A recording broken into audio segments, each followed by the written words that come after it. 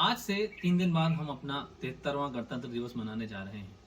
गणतंत्र दिवस वो दिन है जिस दिन हमने अपना संविधान लागू किया और हम पूरे मायनों में एक संपूर्ण सार्वभौमिक राष्ट्र हो गए।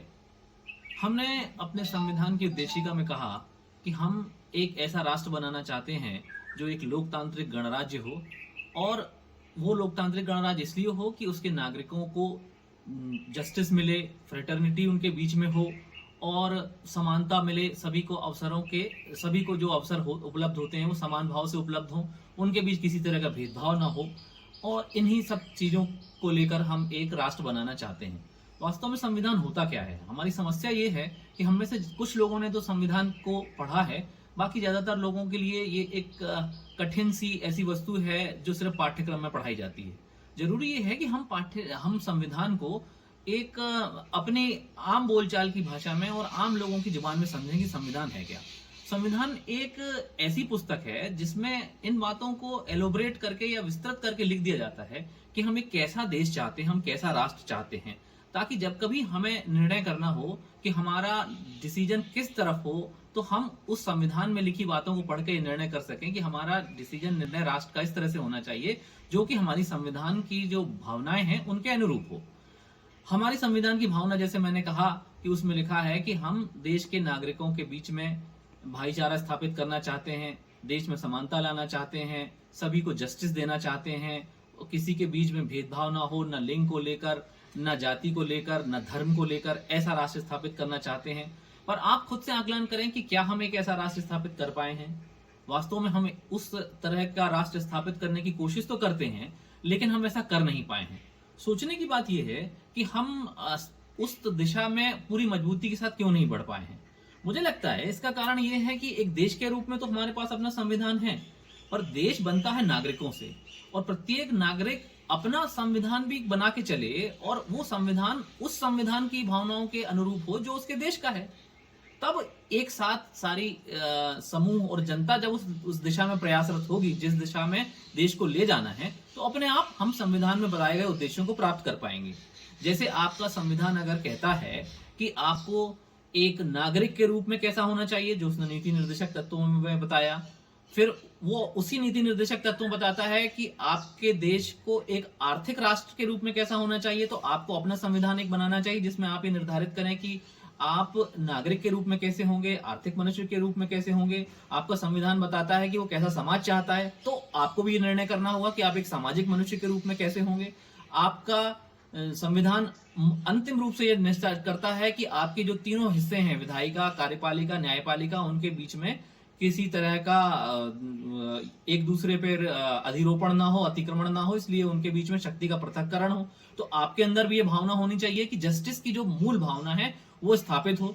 आप भी न्याय के लिए अगर पूरी तरह समर्पित होंगे तो एक ऐसा नागरिक बनेगा जो न्याय की भावना को लेकर पूरी तरह समर्पित है। तो ऐसे में आपका राष्ट्र भी एक ऐसा राष्ट्र बनेगा जो न्याय की भावना को सब में लाना चाहेगा।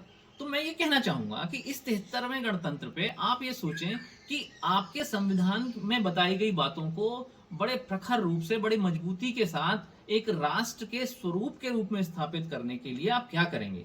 मैं ये चाहूंगा कि आप अपना एक संविधान स्वयं का बनाएं, जिसमें सबसे पहले आप ये देखें कि आप एक नागरिक के रूप में क्या चाहते हैं। नागरिक के रूप में जब आपका संविधान कहता है कि उसे चाहिए एक ऐसा राष्ट्र जो लोगों के बीच में भेदभाव ना करे, जो न्याय के लिए पूरी तरह समर्पित हो, तो आपको यह तय करना होगा कि क्या आप न्याय के लिए स्वयं के जब कार्य क्षेत्र में है तो न्याय के लिए आप समर्पित हैं। क्या आप अपने घर में, अपने समाज में, अपने कार्य क्षेत्र में हर किसी के साथ न्याय करते हैं?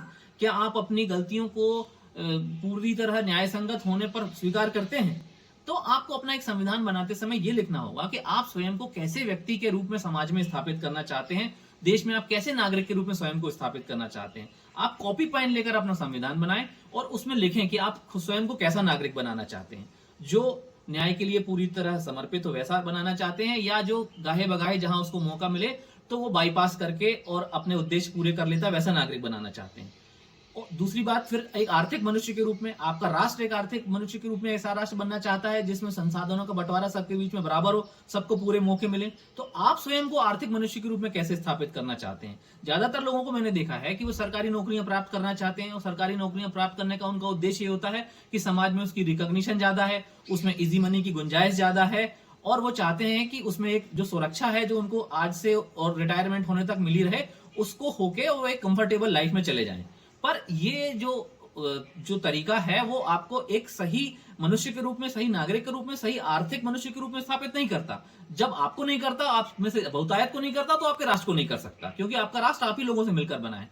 तो जरूरी ये है कि यदि आपका उद्देश्य पैसे प्राप्त करने का है, वेल्थ क्रिएशन का है, तो आप बिजनेस में जाएं। आप क्यों ये सरकारी नौकरियों की भाग दौड़ में, अंधी दौड़ में पीछे जाना चाहते हैं? और यदि आप सरकारी नौकरियों में जाना चाहते हैं तो वो पूरी तरह से सेवा का क्षेत्र है। अब तब आपके उद्देश्य बिल्कुल क्लियर होना चाहिए कि मैं प्योरली सिर्फ सेवा करने के लिए इसमें आया हूं, पैसे बनाना मेरा दूर दूर तक उद्देश्य नहीं है। क्योंकि जो सरकारी नौकरियों में लोग हैं या जो राजनीति के क्षेत्र में लोग हैं, उनसे अपेक्षा यह है कि वो स्वयं का पूरा जीवन न्यौछावर करके और राष्ट्र और समाज के लिए काम करेंगे। यदि आप उन उद्देश्यों तक पहुंच गए हैं, आपके अंदर से वो आवाज आती है, तब आप उन नौकरियों की तरफ जाएं। अदरवाइज अगर आप वेल्थ क्रिएशन चाहते हैं तो आप बिजनेस में जाएं, आप एंटरप्रेन्योर बने। नागरिक के रूप में, आर्थिक मनुष्य के रूप में बात करने के बाद में आपका थोड़ा सा एक रुझान आता है धार्मिक मनुष्य के रूप में। आपका संविधान ये कहता है कि धर्म में सभी को पूर्ण स्वतंत्रता होगी, कोई व्यक्ति जैसा धर्म चाहे माने, नहीं चाहता तो ना माने। तो क्या आप स्वयं कमिटेड हैं कि आप धर्म के नाम पर कभी भी अस्त्र शस्त्र लेकर किसी पर भी टूट पड़ने के पर आमादा किस्म के आदमी हैं? तो आपको ये जो धार्मिक आजादी जो आपका संविधान कहता है, वो पहले स्वयं को देनी होगी, आपके आसपास के लोगों को देनी होगी, तब आप एक सही धार्मिक मनुष्य के रूप में स्थापित होंगे। तो आपके लिए जरूरी होगा कि इस 73वें गणतंत्र पर आप स्वयं को एक आध्यात्मवादी, एक सच्चे धार्मिक मनुष्य के रूप में स्थापित करें, जो दूसरे के धर्म से नहीं, अपने स्वयं के धर्म को, अपने व्यक्तिगत और अंतस को इंप्रूव करने वाले मनुष्य के रूप में स्थापित करना चाहेगा। इसके अलावा आप अपने और एस्पेक्ट्स विकसित कर सकते हैं, जो समाज को आपने जो प्राप्त किया उससे वापस पे बैक की जो थ्योरी है। तो एक सामाजिक मनुष्य के रूप में जरूरी है कि समाज ने आपको दिया, समाज ने आपको खड़ा किया, तो जब आप प्राप्त कर चुके हैं, कुछ प्राप्त करें, तो उसमें से कुछ हिस्सा आप अपने समाज के आसपास के लोगों को भी दें, और उससे जो पे बैक वाली बात है, इससे आपका व्यक्तित्व भी विकसित होगा, आपके आसपास का क्षेत्र विकसित होगा, और आपका राष्ट्र वैसा बनेगा जैसा कि उसने संविधान में कहा है।